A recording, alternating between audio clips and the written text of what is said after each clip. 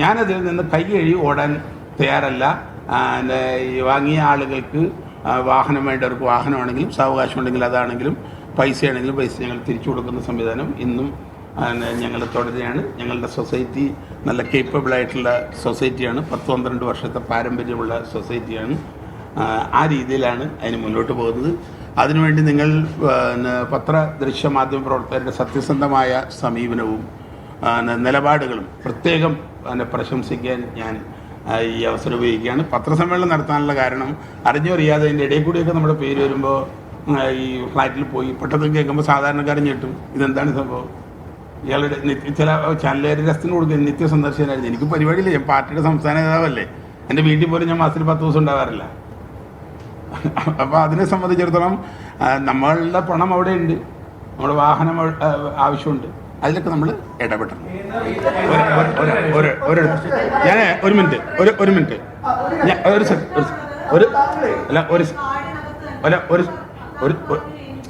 Second madam, ഓരോരുത്തരായിട്ട് ഞാനിതെല്ലാം കഴിഞ്ഞിട്ടേ പോകുള്ളൂ. എല്ലാം കഴിഞ്ഞിട്ട് ഇവിടുന്ന് പോകുന്നുള്ളൂ. നിങ്ങൾക്ക് ഓരോരുത്തരായിട്ട് സമാധാനമായിട്ട് ചോദിക്കുക, എന്തിനും മറുപടി അറിയാം. ചോദിച്ചോ.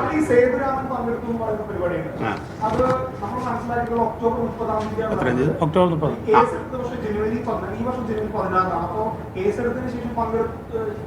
ഈ കേസെടുത്തതിന് ശേഷമാണോ? അക്കൗണ്ട് ഫ്രീസ് ചെയ്യാനും അക്കൗണ്ട് നേരത്തെ തന്നെ ഫ്രീസ് ചെയ്തു. അത് നിങ്ങൾ പത്രങ്ങളിലൊക്കെ കൊടുത്തിരുന്നു. ഇല്ലില്ല, 3-4 മാസമായി. ഇല്ലെന്ന് മൂവാറ്റുപുഴ നമ്മളുടെ അറിവ് പറയണം. നിങ്ങളിൽ നിന്ന് ഞങ്ങൾ അറിഞ്ഞ, നമ്മളോട് പറഞ്ഞ അറിവില്ല, മാധ്യമങ്ങളിലൊക്കെ വന്നിട്ടുള്ള വാർത്തയാണ്. അതിനകത്ത് അദ്ദേഹത്തിൻ്റെ അവരുടെ ആ അക്കൗണ്ട് ഫ്രീസ് ചെയ്തത് 3-5 മാസമായി. അതിനുശേഷമാണ് ഞങ്ങൾ നേരിട്ട് ഇടപെട്ട് നമ്മുടെ ആളുകൾക്ക് വണ്ടി കൊടുക്കാൻ വേണ്ടി തുടങ്ങി. അത് നിങ്ങൾ നോക്കിയാൽ മതി. എനിക്കറിയില്ലെന്ന്, അത് ഞങ്ങളുടെ അല്ല.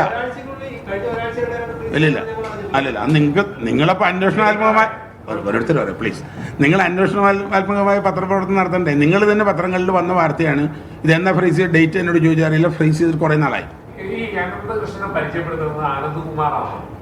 അല്ല, ഞാനിപ്പോൾ അനന്തകുമാർജിയൊന്നും പ്രതിക്കൂട്ടിലേറ്റാൻ മതി. ഞാൻ വളരെ അടുത്ത കാലത്താണ് അദ്ദേഹത്തെയൊക്കെ പരിചയപ്പെടുന്നത്.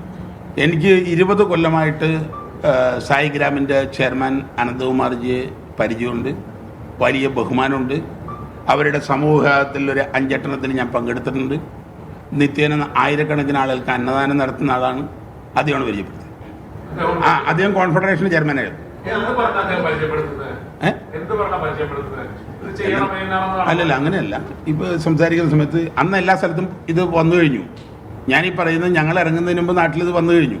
ലാപ്ടോപ്പ്, തയ്യൽ മെഷീൻ, ടൂ വീലറൊക്കെ അന്ന് കോഴിക്കോട് കൊടുത്തു കഴിഞ്ഞു. തിരുവനന്തപുരം പ്രസ് ക്ലബ്ബ്, അങ്ങനെ പല സ്ഥലത്തും. അങ്ങനെ പ്രസ് ക്ലബിനൊന്നും എടുത്ത് പറയണതല്ല, ഞാൻ മനസ്സിലാക്കാൻ വേണ്ടി പറഞ്ഞു. അങ്ങനെ ഒരുപാട് സ്ഥാപനങ്ങളിൽ കൊടുത്തു കഴിഞ്ഞതിന് ശേഷം അദ്ദേഹം പോസിറ്റീവായിട്ടാണ് എന്നോട് പറഞ്ഞത്. പിന്നെ അവർ തമ്മിൽ അതിനകത്ത് പിന്നെ ജസ്റ്റിസ് ഒക്കെ ഉണ്ടെന്ന്. നിങ്ങൾ ഇതിനകത്ത് ജസ്റ്റിസ് രാമേന്ദ്രൻ, അദ്ദേഹം മുൻ ജസ്റ്റിസ്, അദ്ദേഹം അതിൻ്റെ ചീഫ് അഡ്വൈസറായിരുന്നു. വലിയ വലിയ ആളുകളെ ഇതിനകത്തുണ്ട്. അപ്പോൾ സ്വാഭാവികമായിട്ട് നമ്മളെപ്പോലുള്ള ആരെങ്കിലും സംശയിക്കണോ? അവരും സംശയിച്ചിട്ടുണ്ടാവില്ല. അവരാരും ഇപ്പോൾ ഇതിനകത്ത് വന്നിട്ടില്ല. നിങ്ങൾ നോക്കുക, എല്ലാം ഈ ചാരിറ്റി ഓർഗനൈസേഷൻ എന്ന് പറഞ്ഞാൽ 100% ചാരിറ്റി നടത്തുന്നവരാ. ഇതിനകത്ത് കുറേ കന്യാസ്ത്രീ അമ്മമാരുണ്ട്, നിസ്സാർത്ഥമായി വീട് വിട്ട് വന്ന ആളുകളാണ്. അവരൊക്കെ ചെയ്യുന്ന സ്ഥാപനങ്ങൾ. അതിനൊക്കെ ശേഷമാണ് ഞങ്ങൾ വന്നത്. പക്ഷെ അവർ വരുമ്പോൾ നമ്മൾ അതിനെന്ത് പിന്നെ വേറെ എന്തിനെ സംശയിക്കേണ്ട ആവശ്യം? CSR സാധാരണ ഇതിൽ കിട്ടും. എന്താ പറ്റിയെന്ന് എനിക്കറിയാൻ പറ്റില്ല. CSR കിട്ടാൻ ഞാൻ പൊതുപ്രവർത്തനമാണല്ലോ, അത് കിട്ടാനുള്ള ഒരുപാട് ഹാപ്പിനെസ് ഇൻഡെക്സിൽ പെടുന്ന സാധനമാണിത്. ഞാൻ മിനിങ്ങാന്ന് അറിയണത് കിട്ടിയിട്ടില്ല.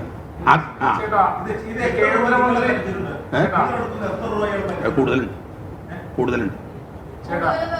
അല്ല അല്ല, അങ്ങനെ ഇപ്പോൾ നമ്മൾ കണക്കിപ്പോൾ പറയുന്നില്ല, പിന്നെ പറയാം.